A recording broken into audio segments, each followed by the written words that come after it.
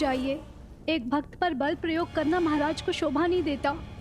एक प्रयास हमें करने दीजिए, हम उन्हें बाहर लेकर आएंगे।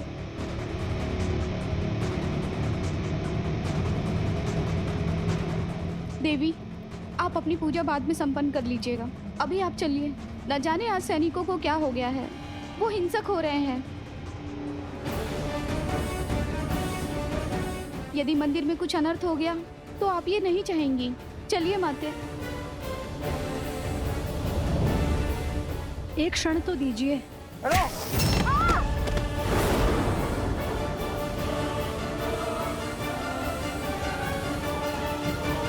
क्षमा करना माता। जानकी त्वं नमस्यामि सर्वपाप प्रणाशिनी। जानकी त्वं नमस्यामि सर्वपाप प्रणाशिनी।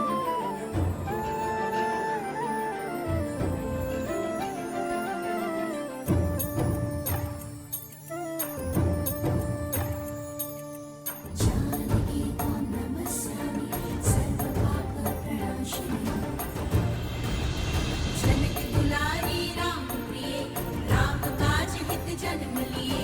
मृद मुस्कान अधरों पे धरे, जब चले जानकी सृष्टि चले। वेद शास्त्र शस्त्रों की ज्ञाता, जग कहीन को सीता माता। राम सिया राम जय जय राम। राम सिया राम राम सिया राम जय जय राम। राम सिया राम राम सिया राम जय जय राम। राम सिया राम राम सिया राम जय जय राम। राम सिया राम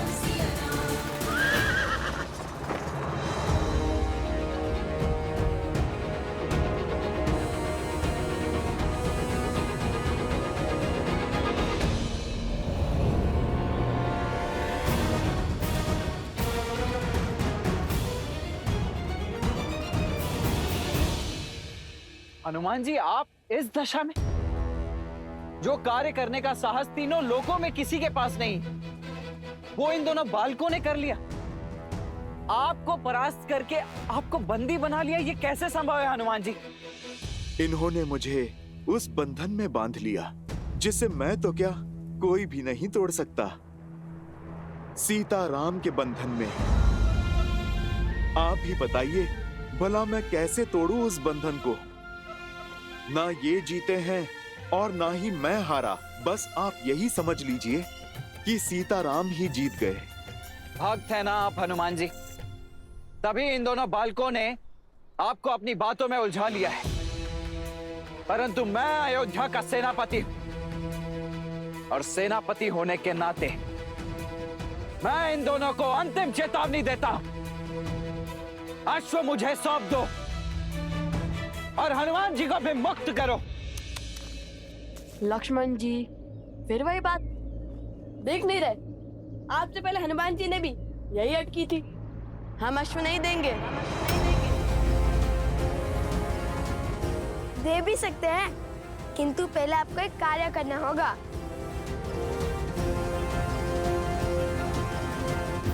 कैसा कार्य? माता सीता को श्री राम से दूर आप ही लेके गए थे ना।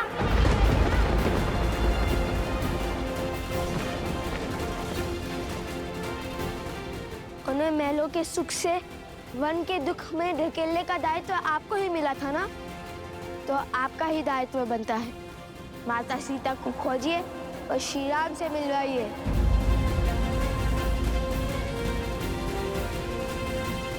ये काम कीजिए और प्रसन्नता से ये अश्व और हनुमान जी दोनों को ले जाइए।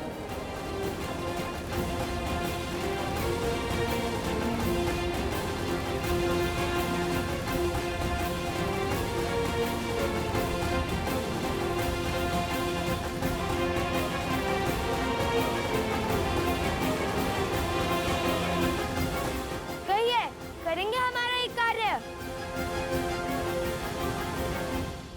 आप राजा हैं।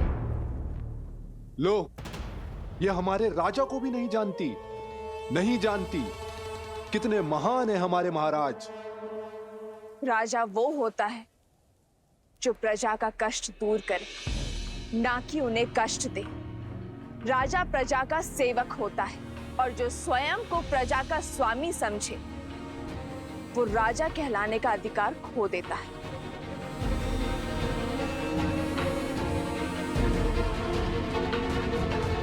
राजा प्रजा के लिए उत्तरदायी है, प्रवासियों के लिए नहीं। तुम्हारी वेशभूषा और भाषा ये बता रही कि तुम मेरी प्रजा नहीं हो। हमारे राज्य के ना होकर हमारे राज्य के नियम तोड़ने का दुस्साहस किया। हमसे प्रश्न करके नारी की गरिमा तुमने भंग की। सैनिकों, बंदी बना लो इसे। रुक जाओ।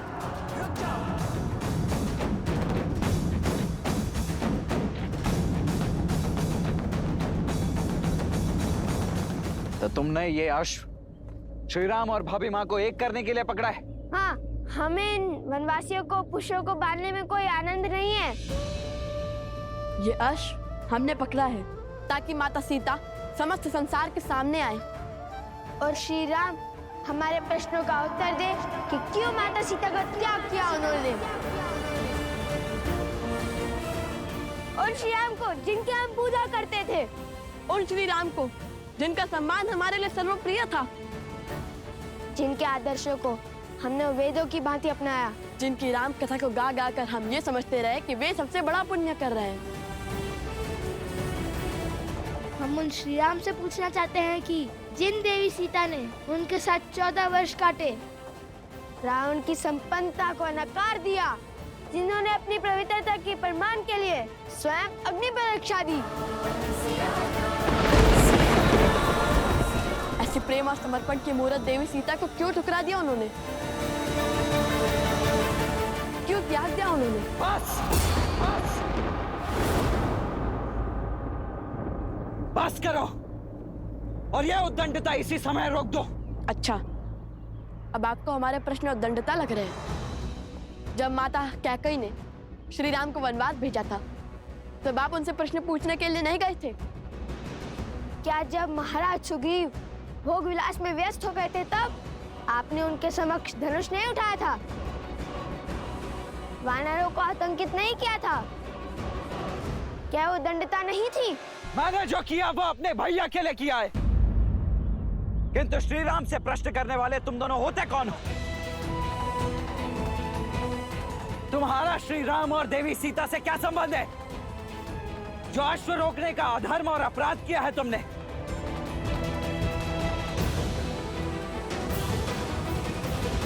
एक और संसार के सम्राट श्री राम हैं, जो नारियों के समान अधिकार की बातें करते हैं, और दूसरी ओर तुम जो स्वयं श्री राम के अधीन होकर एक नारी को बंदी बनाना चाहते हो क्योंकि उसने तुम्हारे अधर्म पर प्रश्न उठाया।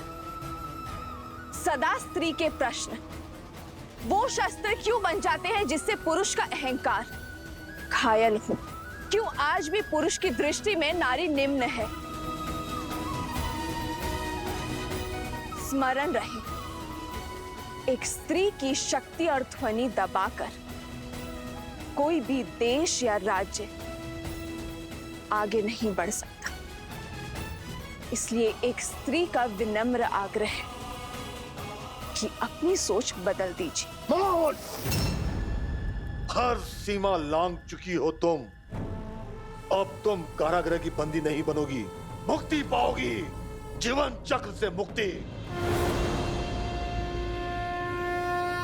मेरी पूजा अभी शेष है। बिना मेरी पूजा संपन्न हुए मुझे इस मंदिर प्रांगण से ले जाना असंभव है। देखते हैं कौन बचाता है तुम्हें। मेरा धर्म, मेरा कर्म और मेरी भक्ति बचाएगी मुझे। जिसके मन में भक्ति, धर्म और कर्म समाया हो, उसे किसी और के संरक्षण की आवश्यकता नहीं।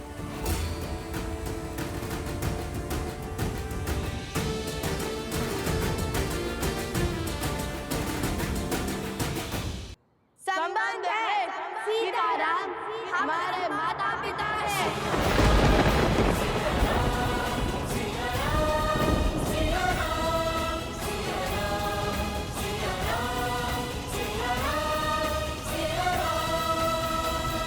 तुम्हारे माता पिता?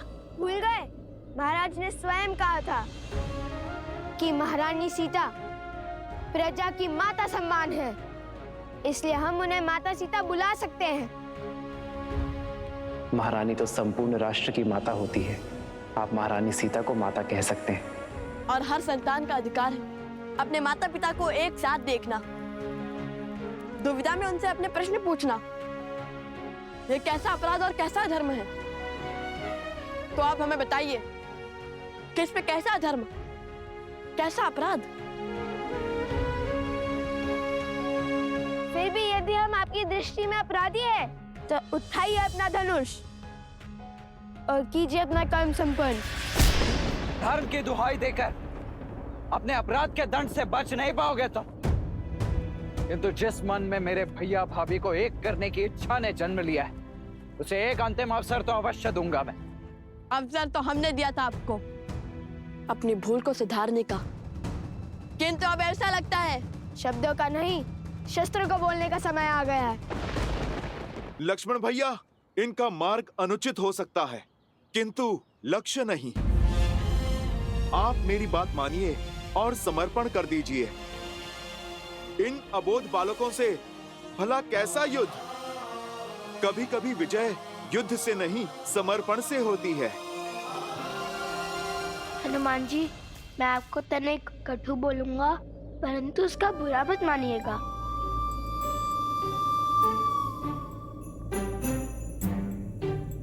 हनुमान जी, आप हमारे बंदी हैं और हमारी इच्छा के विरुद्ध नहीं बोल सकते। और हाँ, हमें अबोध बोलने और समझने की भूल पुनः मत कीजिएगा। हम योद्धा हैं, उद्देश्य के लिए लड़ते हैं, उत्साह के लिए नहीं।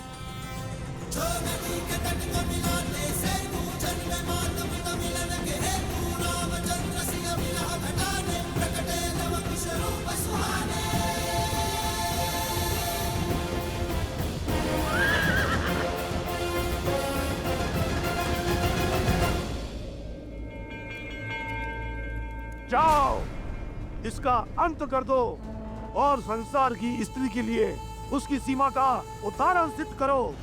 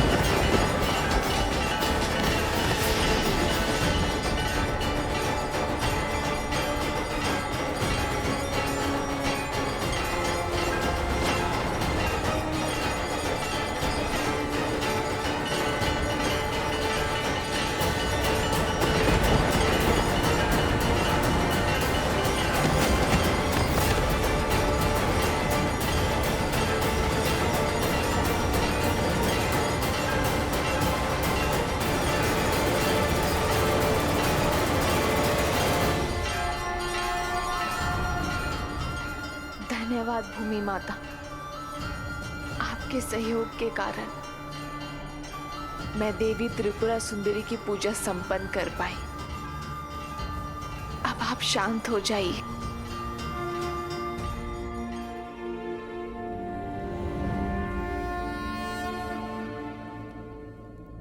प्रतीत होता है किसी माता ने अपनी पुत्री की रक्षा की है। ये स्त्री साधारण नहीं है, साक्षात भूमिजा पधारी है। केवल मैं ही नहीं, हम सब भूमि देवी की पुत्रियां हैं और उनके लिए हम सभी एक समान हैं।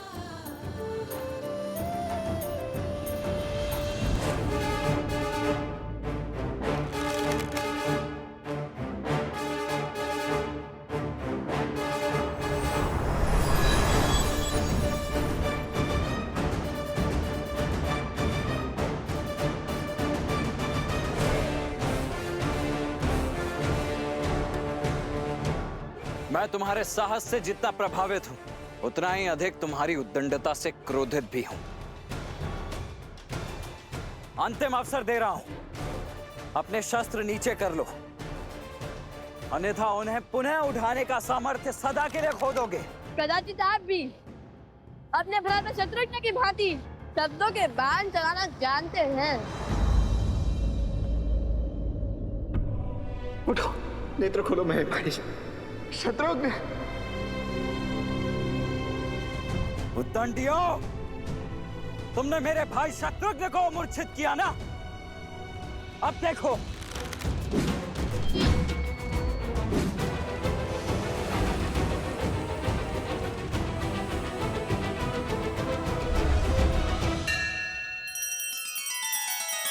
श्री रामचंद्र कृपालु भजु मन हरण भव भय दारुणम।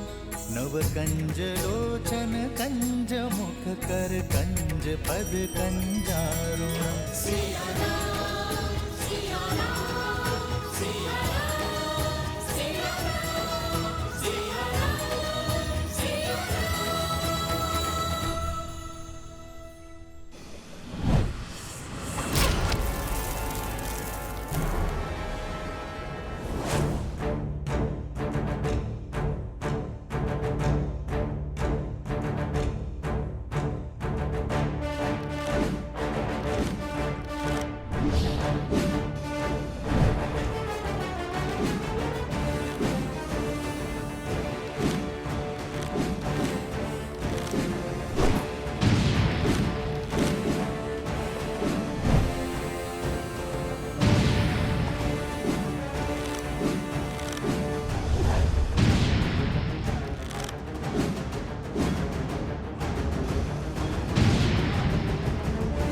देख लिया तुम्हारा बाहुबल।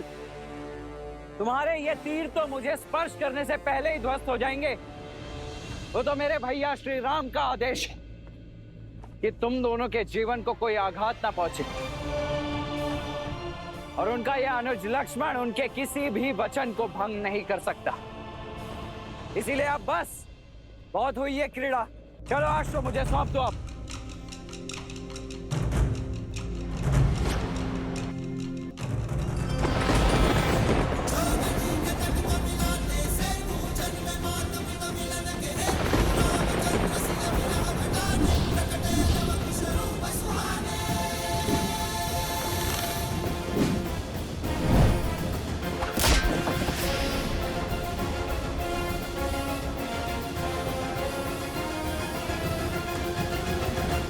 भला मैं कैसे समझाऊं कि प्रभु श्री राम के अंश हैं ये, बल और बुद्धि दोनों में विलक्षण हैं। लक्ष्मण भैया पहचान नहीं पा रहे हैं इन्हें।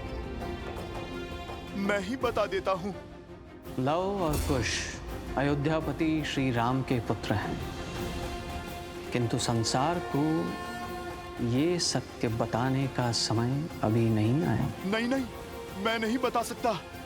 मैं लक्ष्मण भैया को कुछ नहीं कह सकता। लक्ष्मण जी, बुरा मत मानिएगा, किंतु क्रोध में मर्जी खो देते हैं आप, भूल कर देते हैं। क्या करें, स्वभाव क्यों बदलते हैं?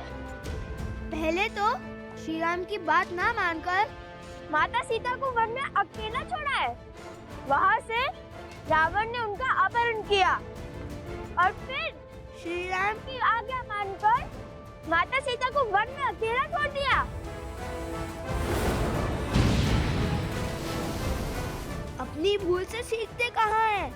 केवल पुनः उसे दोहराते हैं। बहुत हुआ।